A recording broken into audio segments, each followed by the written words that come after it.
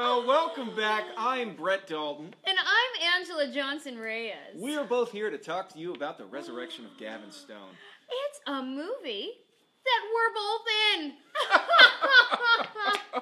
You kill me. I know it. And then resurrect me. Oh, like hey, play on words. Right Comes there. out January 20th. It's got a few, tell us about some of the stars. What was it like? Working on this with D.B. Sweeney, of course known for his work in WWE. No, that is Shawn Michaels. Oh, of course, Shawn Michaels. He was in that Cutting Edge movie, right? Get it together. Topic. He's great. Also, Anjelah Johnson, who was in there with a nail salon sketch. You are just pulling out all the old stuff. What can I say? This is useless. Let's read notes. Does anyone have any questions for us? Hi, guys, for real. Okay, talk for real. Okay. So they don't think we're really that. We were just doing a bit. That's called a bit, you guys. In the business, we call it a bit. You guys are going to add the laugh in? Yeah. You guys are going to just laugh track? Cool. And what Brett was doing right there was called staying committed to the bit, is what that was. Committed. Or having me committed. For staying so committed. Let's look at the we're gonna answer questions. Suggested media interview questions. We're asking questions. You guys ask us questions. We'll answer them. In the meantime, we're going to start with these ones right here. Let's start with this one from Lisa. Hi, Lisa. Neufeld. Do you have a favorite outtake that happened while filming? Well, I do remember there was one time, so like what happened was... was that me? Sounded like me. Yeah, I love that. I was okay, so Gavin has some ideas, right? About how he could spice up this this old dusty passion play here. Okay. Don't know why it's dusty, but it is. Anyway, he's being ascended up into heaven, and he's there. It's the final moment of the cross, and so I'm up on this wire and all that stuff, and Shawn Michaels was there, and they weren't allowing Shawn Michaels to do some of the stuff because of insurance purposes and whatnot. And he said that this was the very first time in his whole career that anyone was concerned for his safety. So I do remember that, and that was a lot of fun. And with Shawn, we got to that day a little bit as well, because you guys, I got to take out the Heartbreak Kid. Let me tell you. I have a video of it if you don't believe me. I'm going to post it. I'll post it tomorrow for you. Okay, so basically I borrowed a move because I don't have my own wrestling move yet. I borrowed a move from The Rock, Dwayne The Rock Johnson. I borrowed his people's elbow. And we all smelled what The Rock was cooking. Oh, we smelled what he was cooking. And I people's elbowed HBK. Yes, you did. I'm going to show you the video. Let me tell you, that was some of the sweetest chin music I had ever heard. Sweet, sweet. All right, let's do another question. What is my favorite part of the movie? The part Kelly where Davis said that. I get to act with you. Aww, Brett Dalton. Thank you. What is my favorite part of the movie? My favorite part of the movie, I think honestly my favorite part of the movie is when I start to loosen up a little bit. Right. When does that happen? Well, you'll have to see the movie to sequel? Find out. I hate you so much. That's funny. I hate you. That's all right. Stuff. Beth Tang for Brett. Oh, all right. Whatever. Also, who is this Dallas Jenkins person? Tang. Whatever. What was the number one thing about your director that makes him so monumentally fantastic? Try to keep your answer below 5 minutes. I'm pretty sure there's a typo in there. What was so monumentally fantastic about Dallas was that we had this running joke about Chicago people who enjoyed the film quite a bit. Yep. Enjoyed, you guys shooting a movie? Real good. Yeah, it's real good. And it was just a lot of fun. So this is how we would talk to each other on set. Yeah, I kind of had to be there. It's one of those things. It's an inside joke from set we were sharing with you. We're including you inside. Again. Yeah, so it was funny when you were there, but that's how we kind of communicated with each other. Yeah. Because they were way better at it than I was. doing get the the Chicago accents thing. down. I did it okay. They were good at it though. No, but but it you was- you didn't read Beth Tang's. It was for you only. I did not for Brett.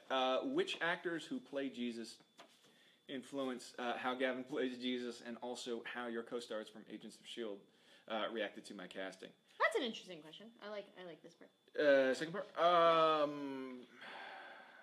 I'm sure that they reacted. He's playing what? In what? When? Why? Something along those lines. And as for me doing any sort of research to play Jesus, here's the thing. I didn't have to play Jesus well. Okay, so it's not like I watched Passion of the Christ That is it.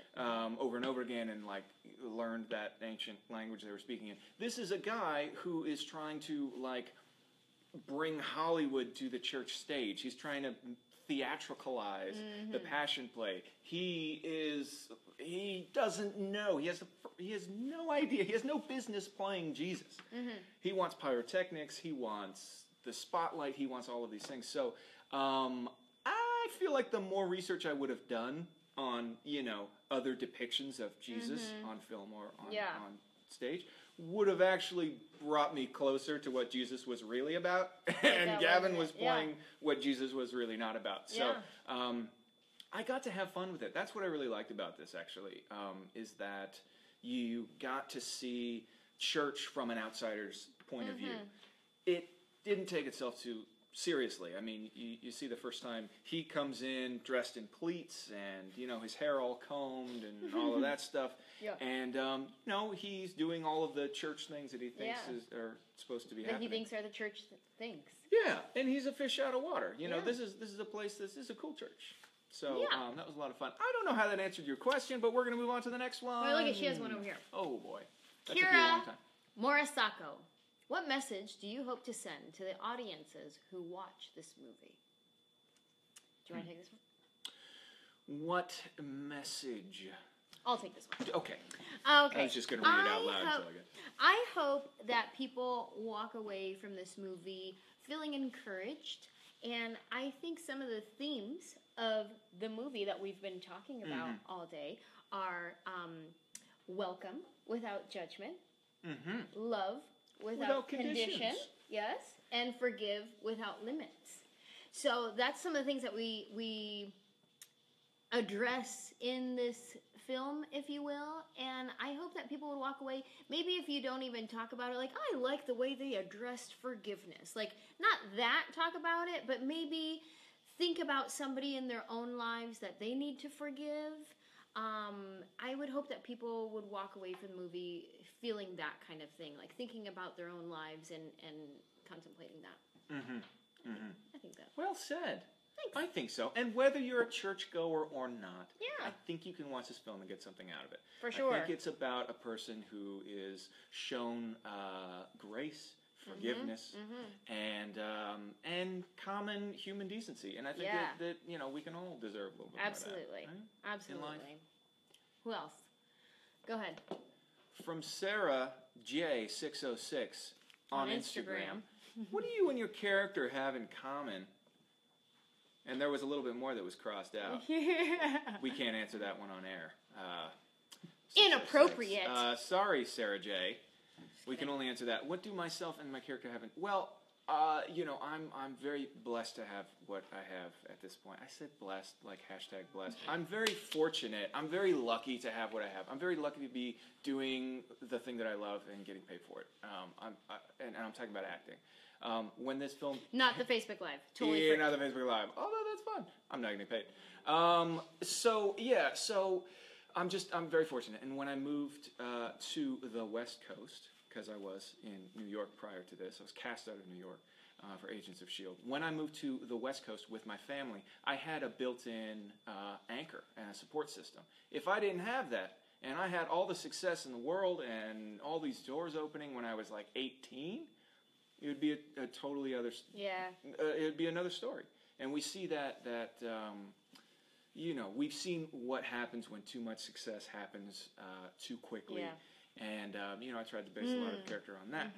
But I'm very lucky because I didn't have to have that journey because the success happened after I already had a lot of stability in my life. So So I'm very fortunate for what I have, and it's important to remember that as well.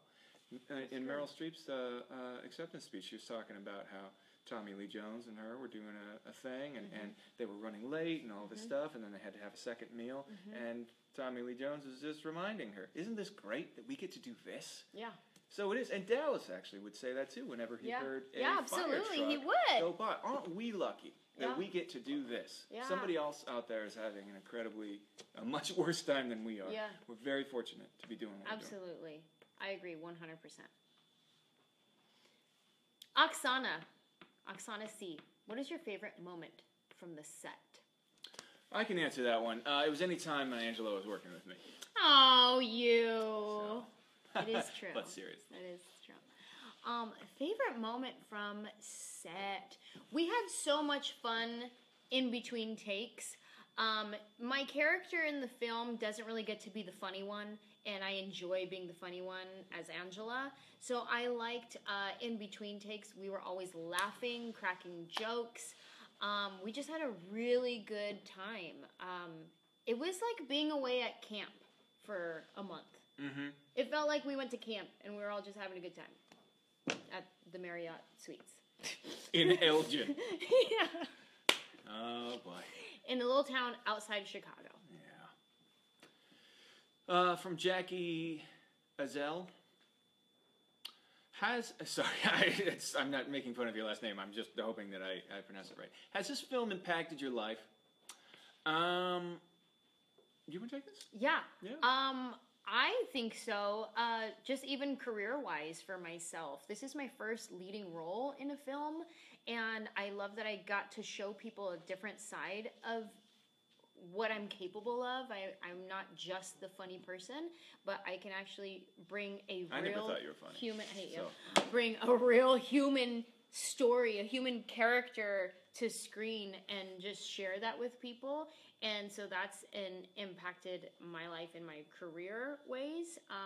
If you meant it in more of a spiritual way, how has this film impacted my life? I think I came in kind of knowing who I am and my foundation, and if anything, it just, reinforced those things. Yeah. I could speak to that as well. And I felt like Brett, was given the same kind of love and acceptance and appreciation that Gavin was given in the film from the whole church community. And so, I'm not a churchgoer myself, but I feel like I was shown that same kind of love. And it's a really powerful thing, and it can be very transformative. And I thought what was most interesting and how this might impact my life is it was a pretty awesome reminder about the impact that sometimes your work has that you have no idea about. Like, I'm sure you feel this as well because your stuff has been viewed millions of times in the most unlikely places by the most unlikely people. Suddenly becomes like the inside joke of that summer. Oh, and it was the last time. You've probably gotten all these crazy stories. I felt like, this film, regardless of what it means to us, the actors, it has a life outside of that. Absolutely. And people, were coming up to me, I remember, and telling me about how much this film meant to them at church, and how they're so glad somebody was, would come to this small town outside of Chicago and do this film. And for me, I was like, I had no idea that it had that kind of other life outside of that. Really for sure. Yeah. Any other questions? Let's take one from here. Nathaniel Burkett. What kind of difficulties, if any, have you faced from the entertainment world by acting in a Christian movie?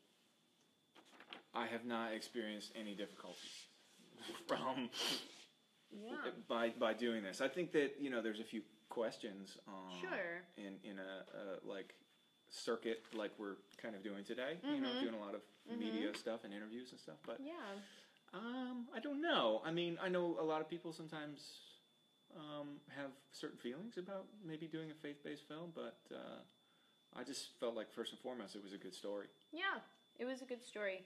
And I haven't faced any difficulties. I think if anything, just within my own mind, not wanting, because I had just come off of doing a faith-based film when this opportunity presented itself, that I didn't want to get now typecast into the girl who just does faith-based films. Mm-hmm. So that was in my own mind, so the difficulty came just within myself. Like, I don't want people to think like, she only does faith-based films, because it was now 2 in a row.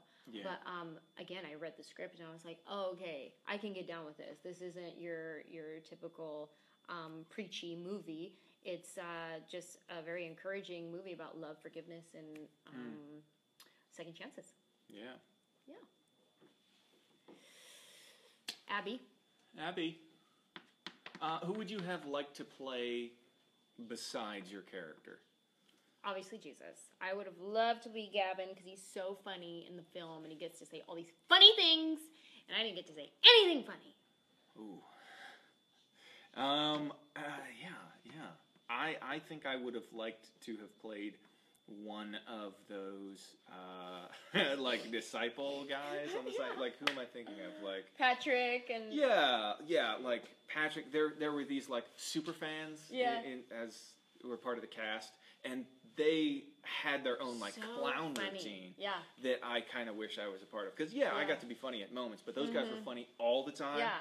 And all they had to do was just be totally committed. And, like, it was very, very, very funny. It was hard to keep a straight face. The rest of our cast, when you guys see this movie, they are so funny and so talented that, we would be, like, jealous that we didn't get to, like, dive in and commit to the bit that we did an example of earlier. These guys would go in, and it would be so funny. So funny. They went hard. They could have their own... If they could have their own spinoff. Yeah. Like, they could God, they totally should. Oh my gosh. Yeah. Anywho. Tony Beauchamp.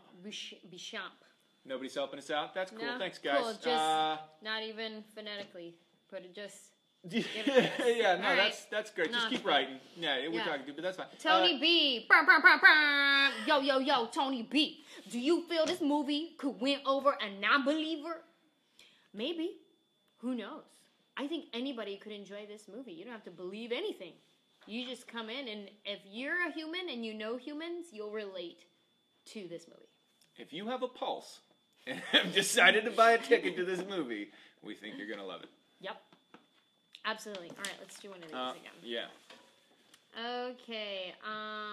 Lily Miranda, what was your first impression of each other when you met? Hi, Lily. That was her impression right there. What was your first impression? What was my first impression? I was like, she's funnier in the videos. But, like, I didn't want to tell her that. Oh, snap. Oh, snap. I just wanted to see her laugh. No, I was very thankful that you got the role. Because I felt, and I still do right now, I'm really glad that you're here doing this thing with me. Because otherwise it'd just be me talking and nobody would be interested. Well, they were going to be casting someone, so you'd have someone here. I would have someone here. Yeah. You would but think. You're glad it's me. Yes, but I'm very glad it's you. And I think that we get each other too. Yeah. You know, we're from the same place. Absolutely. From the same hood, literally. Literally. We're both from San Jose. Just a few minutes away from each other. And we got to do this thing. And both of us are in Hollywood, like, doing the thing. Different paths. It's crazy. Yeah. And my first impression of Brett, I had not seen Agents of S.H.I.E.L.D. before I met you.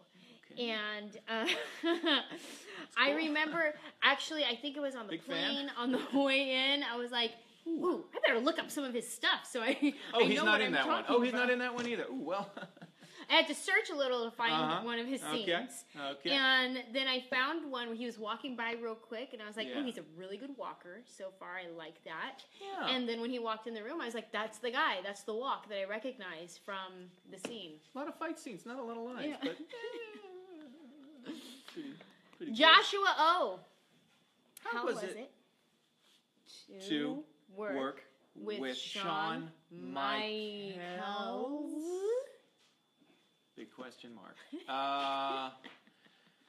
It was fantastic. I mean, this was a guy that I think we both grew up fans of wrestling. This guy's an icon.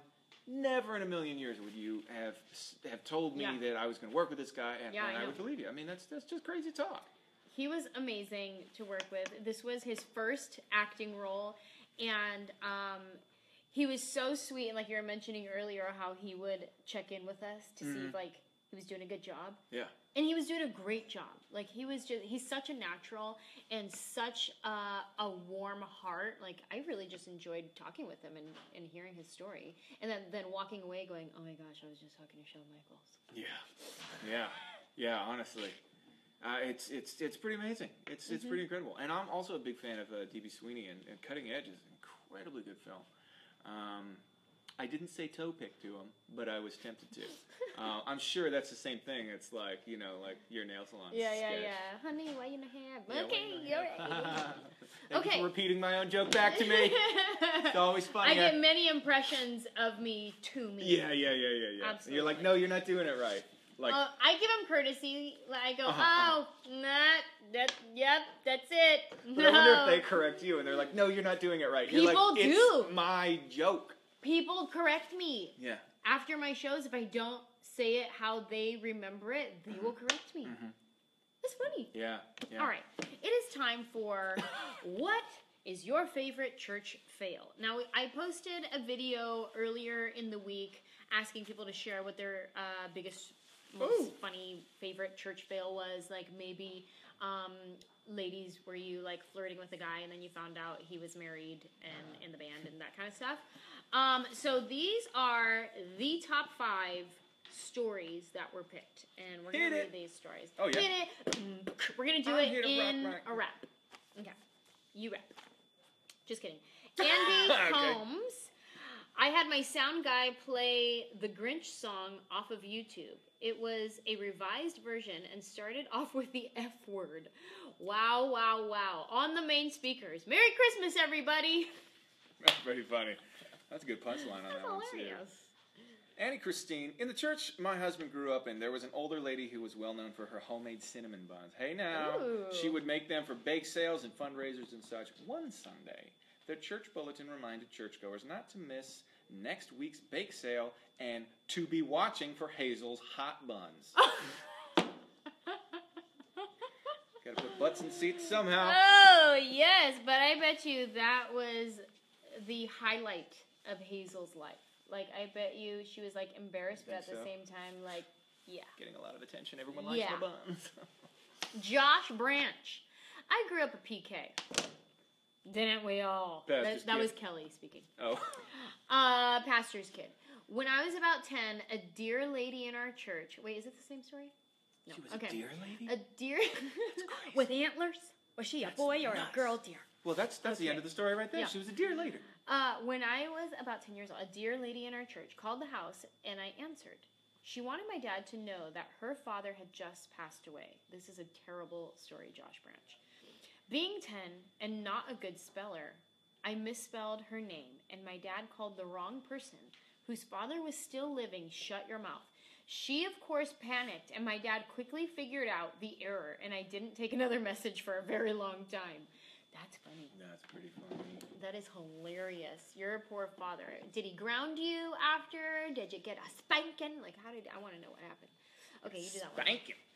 Tammy Litz says this. I was baptized at age of 9. Okay? My mother made me wear a white swimming cap with chin strap. Who does that? I am sorry, Tammy. I'm very sorry. But I wonder why stop there and not do the goggles? Because really the eyes, that would have the old ojos there are really the sensitive area, not really the scapular That is so area. funny. Did you get baptized in like an Olympic pool? Like where did this happen? And what were your lap times? Okay. Left those off. Turn those in. Okay, last one. Gary Snyder. I was leading worship. And one more. Let's read this one with like passion. Okay. Okay. Gary Snyder says, I was leading worship, and one morning, as I began to open the service and welcome everyone to the church, my mic was very loud. Oh, let's stop right there for a second. Okay. Then, with a slip of the tongue, I said, "Wow. I'm really turned on today." The church roared with laughter. Was it laughter they roared with? Haven't we all been there? Sad to say. Haven't we all been there? Okay, I'm really turned on today. Like, you didn't know your mic was on, and you said I'm really turned on today? Like, you were talking to your wife because she's the singer in the band or something? Or, I don't get it. Was that mean I'm really turned on today? Like, ooh, the Holy Spirit is getting me today, and you said it wrong? Like, I'm really turned on today? And then the congregation was with you. They're like, I hear you, that's funny. I'm wondering. I want to know more details on A little this. of both, maybe. Gary Snyder. I need to know a little more details, Gary. But that is awesome. Oh, who's the winner? You might ask. I don't know. Do I get to pick one? Oh, let's pick. That'd be mine. Don't watch this part. Yeah, don't. Resolution. Yeah, can't be I that like good. that one too. Mm-hmm. That's a good. Oh, these are all good ones. I like. Let's go with that one. Okay. All right. The winner is. Oh, hold on. Let's do it like we're at the Golden Globes. Okay. Okay. And let's do the thing where they don't know who gets to read it because they didn't decide beforehand. Mm-hmm. Hold on. Well, and then you have to say the award goes to because we don't want to imply that there's winners and losers. All right. And you're right. Yeah. And the award goes to... Funny banter. Oh, this is really glued on tight. That is really glued on tight. Now, we're going to have a bit of a misstep. Goes to... Oh, you say it. Go ahead. Oh, you... Okay. Again, more funny banter. Okay. Do I read it? Do you read it? It's written right there, but that's okay. The winner is... no. The award goes to... Adina Menzel. Adina Nazim. Adele Nazim. No, I'm sorry. No, I am so sorry. This was actually for... It was Cuba. It was the winner of Cuba. I am so sorry. That is your fault. You will take all responsibility for that. Okay. Who won? He made the wrong announcement. Anyway! Yeah. It was Colombia. Why don't you do it? It was Colombia. He said Colombia, but she didn't win his Messed up the punchline. Okay, the winner of this contest is... Andy Combs! To remind everyone, Andy's story was the one that he played the Grinch for Christmas, and it started with the F word because he did the remix version. Remix! All right, you guys, check out our movie, The Resurrection of Gavin Stone, in theaters. January 20th. That is next Friday. We'll see you at the movies. Bye!